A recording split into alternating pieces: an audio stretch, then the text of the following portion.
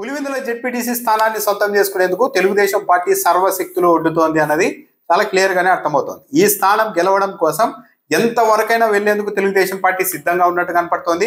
మొత్తం వ్యవస్థని, యంత్రాంగాన్ని, అధికారులను మొత్తం వాడేందుకు కూడా తెలుగుదేశం పార్టీ సిద్ధమవుతోంది. ఈ నేపథ్యంలో వైఎస్ఆర్ కాంగ్రెస్ పార్టీ కూడా చాలా జాగ్రత్తగానే అక్కడ ఉంటుంది. ఈ నేపథ్యంలోనే కాంగ్రెస్ పార్టీ మాజీ ఎంపీ హర్షకుమార్ వైఎస్ఆర్ కాంగ్రెస్ పార్టీకి ఒక హెచ్చరిక చేస్తూ ఆయన ఒక ట్వీట్ పెట్టారు.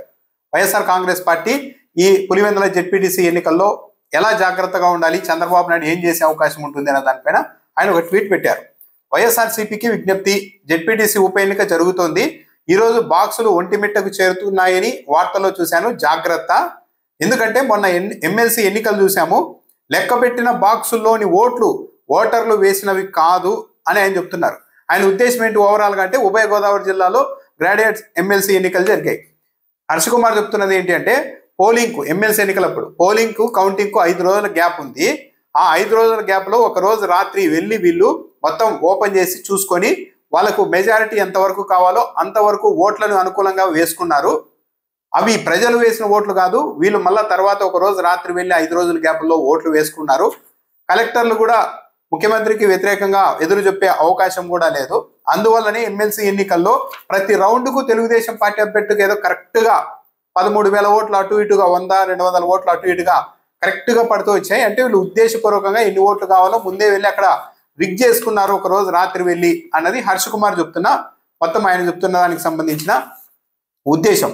బాబు గారు ఎలా తారుమారు చేసి ఉంటారో ఆలోచించాను ఆ ఎన్నికలకు సంబంధించి. ఏదో ఒక రాత్రి ఓట్లు ముందుగానే లెక్కించి ఇండిపెండెంట్లకు పడిన ఓట్లను అలా ఉంచి తక్కిన ఓట్లను జాగ్రత్తగా వాళ్ళకు ఎంత నెంబర్ కావాలో వాటిని వాళ్ళే వేసుకున్నారని కూడా చెప్తున్నారు. కాబట్టి ఇప్పుడు జెడ్పీటీసీ ఎన్నికలు జరుగుతున్నాయి కదా, ఒంటిమిట్ట పులివెందుల జెడ్పీటీసీ ఉప ఎన్నిక. కాబట్టి వైఎస్ఆర్ కాంగ్రెస్ పార్టీ వాళ్ళు జాగ్రత్త, దూరంగా నైట్ విజన్ కెమెరాలతో కాపలా కాయండి. అంటే పోలింగ్ అయిపోయిన తర్వాత ఆ తీసుకెళ్లిన బాక్సులు పెడతారు కదా, అక్కడ దూరంగా నుండి నైట్ విజన్తో కెమెరాలు పెట్టి కాపలా కాయండి. పర్మిషన్ పెట్టండి, 24 గంటలు కాపలా ఉంటామని చెప్పండి. స్ట్రాంగ్ రూమ్ కి ఎదురుగా కాపలా ఉంటామని కూడా చెప్పండి అని కూడా హర్షకుమార్ చెప్తున్నారు. సో నేను అనుభవించాను కాబట్టి, ఎమ్మెల్సీ ఎన్నికల్లో నేను చూశాను కాబట్టి అందుకే చెప్తున్నాను, వైఎస్ఆర్ కాంగ్రెస్ పార్టీ జాగ్రత్తగా ఉండండి, వైఎస్ఆర్ కాంగ్రెస్ పార్టీ జాగ్రత్తగా ఉండాలని హర్షకుమార్ సలహా ఇస్తున్నారు. అయితే ఎగ్జాక్ట్ గా ఇలాగే చేస్తారా లేదా అన్నది తెలియదు, కానీ ఇక్కడ పులివెందుల్లో ఒక జగన్మోహన్ రెడ్డికి సంబంధించిన సొంత ప్రాంతం కావడంతో ఒక్కసారైనా వైఎస్ఆర్ కాంగ్రెస్ పార్టీని ఓడించి వైఎస్ కుటుంబానికి, జగన్మోహన్ రెడ్డికి అక్కడ పరాజయాన్ని చూపించాలి అన్న నిశ్చయంతోనే వీళ్ళు ముందుకు వెళ్తూ ఉన్నారు. అందుకే కొద్ది రోజులుగా బ్యాచులు రాడ్లు కత్తులు తీసుకొని ఆ మండలం మొత్తం తిరుగుతూ ఉన్నా కూడా పోలీసులు కూడా అదుపు చేయలేని పరిస్థితుల్లో ఉన్నాయి. ఎక్కడికక్కడ దాడులు చేయడం జరుగుతున్నాయి. తిరిగి పోలీసులు మళ్ళా మేము లేకుంటే మీ తలలు ఎగిరిపోయేటివి అన్నట్టుగా దాడులు చేసిన వాళ్ళని కాకుండా అక్కడికి వెళ్ళారు మీదే తప్పు అని దాడులకు గురైన వైసీపీ వాళ్ళనే తప్పు పట్టడంతో పాటు వైసీపీ నాయకుల మీద కూడా కేసులు పెడుతూ ఉన్నారు. సో ఏమైనా జరగచ్చు.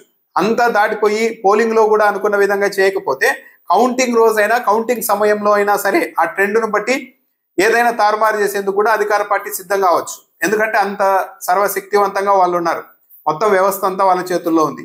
పోలీసులు కూడా తెలుగుదేశం పార్టీ వాళ్ళు ఏది చెప్తే అది చేయడానికి కూడా సిద్ధంగా ఉంటున్నారు అన్నది చాలా పరిణామాలు బట్టి రాష్ట్రంలో చాలా క్లియర్ గానే అర్థమవుతుంది. సో హర్షకుమార్ చెప్పినట్టే చేస్తారా లేదో, కానీ తెలుగుదేశం పార్టీ అయితే పులివెందుల్లో కావచ్చు, ఒంటిమిట్టలో కావచ్చు, మరి ముఖ్యంగా పులివెందుల జెడ్పీటీసీ విషయంలో చేయకూడని పనులు కూడా చేయడానికి సిద్ధపడచ్చు. కాబట్టి వైఎస్ఆర్ కాంగ్రెస్ పార్టీ ప్రతిపక్షంలో ఉన్నారు కాబట్టి వైఎస్ఆర్ కాంగ్రెస్ పార్టీ వాళ్ళు జాగ్రత్తగానే ఉండాలి.